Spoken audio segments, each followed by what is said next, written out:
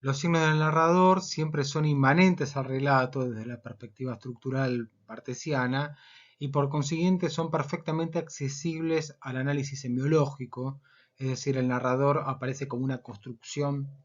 que puede ser dilucidada en el plano inmanente del relato, sobre todo en la superficie textual del relato, y básicamente quien habla en el relato, por supuesto, no es el que escribe en la vida, no es el autor, algo que para nosotros ya es algo totalmente aceptado y elaborado, pero que los estructuralistas tienen que, es un aspecto sobre el que tienen que insistir en este momento. El que escribe no es efectivamente el que es en la narración. La cuestión de la dilucidación del narrador en el nivel de la relación implica o lleva a Barthes a plantear el problema del punto de vista personal o impersonal, que en realidad es algo en lo que insiste Barthes en este momento, no coincide necesariamente con la idea de un narrador en primera o en tercera persona, es decir,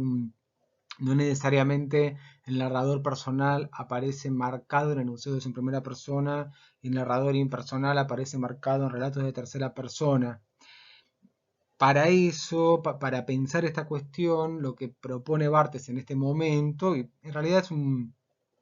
es algo del momento, digamos, es una hipótesis con la que trabaja en este texto en particular, después no va a tener demasiado desarrollo esto en el propio Barthes, pero en todo caso lo que acá propone es el paso, en el caso de los enunciados de tercera persona, el paso de esos enunciados de tercera a primera persona. Si no se produce alteración alguna, más allá de ese cambio personal,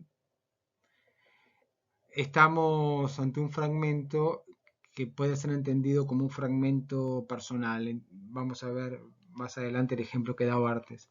Lo importante en todo caso es que la persona psicológica de orden referencial no tiene ninguna relación con la persona lingüística, que jamás es definida por disposiciones, intenciones o rasgos, sino exclusivamente por su lugar codificado en el discurso. Bien, aquí aparece la alternancia entre lo personal y lo apersonal en un pequeño fragmento del texto de Fleming. Lo que acá le interesa a Barthes plantear es la idea de que a veces dentro de los límites de una misma oración, un mismo enunciado, lo personal y lo personal aparecen articulados. eh, Gris a su lado, y porque en esta mirada implicaba una mezcla de candor, ironía y autodesprecio, no podrían haber sido dichos en una primera persona. Si fuera un narrador en primera persona que dijera mis ojos estaban fijos en lo de Dupont, que no sabía qué cara poner, porque esta mirada digamos, ahí es lógico pensar en la posibilidad del traslado de una tercera a una primera persona, mientras que gris a su lado implicaría una autopercepción no demasiado aceptable en una primera persona, y también la idea de que esa mirada implicaba una mezcla de candor, ironía y autodesprecio, porque efectivamente ese narrador en primera persona indicaría que cómo lo miraba, si lo miraba con candor, con ironía o con autodesprecio. Evidentemente es una mirada no personal la que está, o es un enunciador no personal el que está diciendo eso.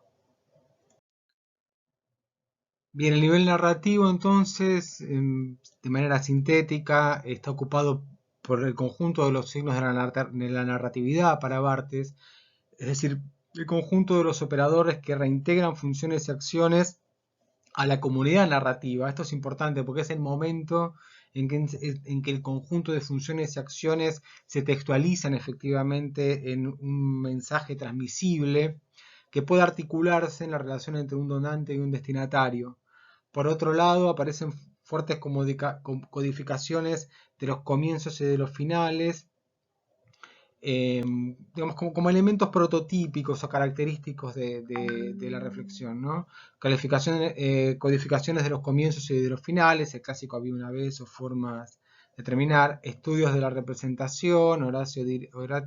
directa o indirecta, oratio recta, oratio oblicua, formas de la cita, del encajonamiento y de la remisión de las voces, algo sobre lo que también vamos a volver cuando veamos sobre todo el modelo de Genet, que básicamente está pensado como un análisis y un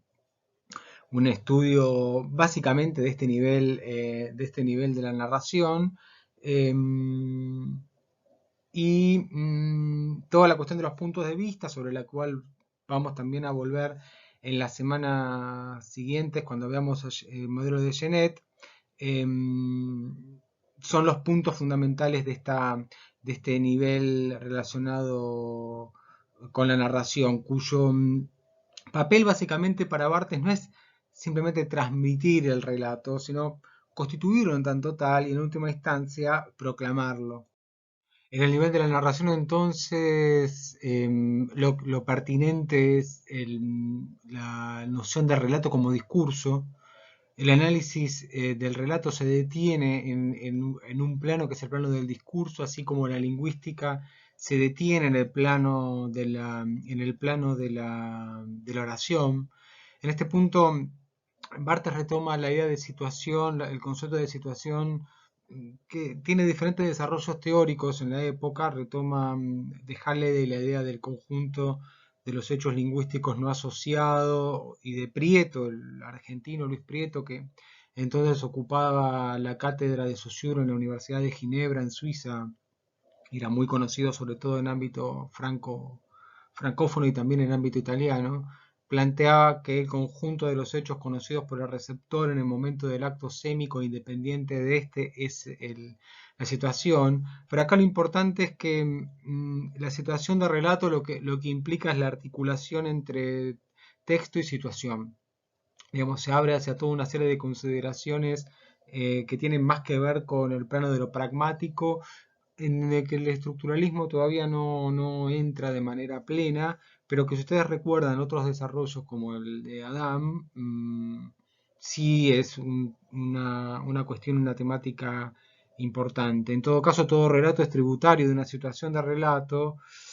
y del conjunto de los rituales sociales, por lo que el relato se consuma como tal, o sea, existe en tanto tal. Acá, bueno, Barthes va a hacer una reflexión sobre formas ritualizadas, más o menos ritualizadas de acuerdo con las diferentes sociedades. Bien, entonces la misión no es transmitir un relato, sino proclamarlo, como decíamos antes.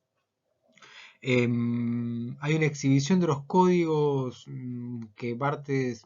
enfatiza en sociedades arcaicas, para llamarla de alguna manera, y también en las literaturas de vanguardia, pero que en cambio en la sociedad burguesa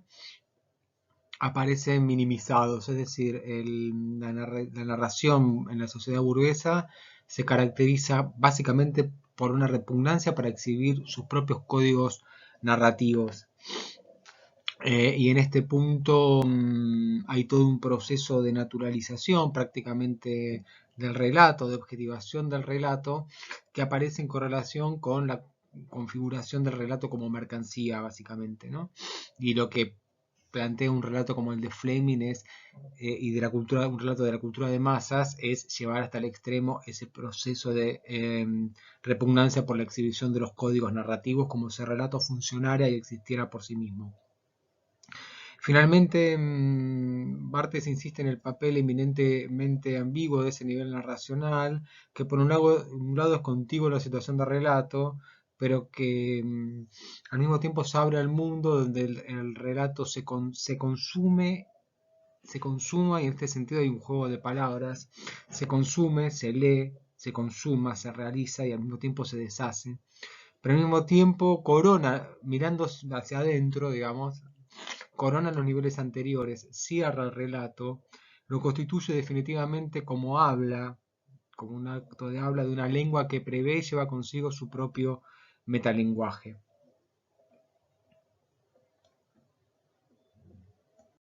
Bien, finalmente toda la última parte del artículo es muy densa, es quizás el aspecto donde se retoman varias cuestiones que se fueron planteando en los puntos anteriores. Hay aquí en este punto dos procedimientos fundamentales que atraviesan el relato, el texto diríamos nosotros, ¿no? La articulación, o sea, la segmentación que produce unidades, y en ese sentido hay articulación porque hay segmentación. Recuerden lo que decíamos en las clases anteriores en relación con el texto como un objeto que es absolutamente fragmentable, permanentemente fragmentable, y la integración de esas unidades, de esas unidades articulatorias en unidades de rango superior. Por un lado hay relaciones de forma, que son las relaciones que tienen que ver con la segmentación, y relaciones de sentido que implican el paso a unidades de rango superior, planteando estas cuestiones a partir básicamente de los desarrollos siempre de Mi Van Benith. Fíjense cómo Van Benith es un nombre fuerte e importante en este conjunto de desarrollos. Por otro lado, y en relación con esto, la economía del relato se funda en dos grandes poderes o procedimientos, fenómenos que se van a dar en el relato. El fenómeno de la distorsión y el fenómeno de la expansión, a los que vamos a referirnos en las diapositivas siguientes.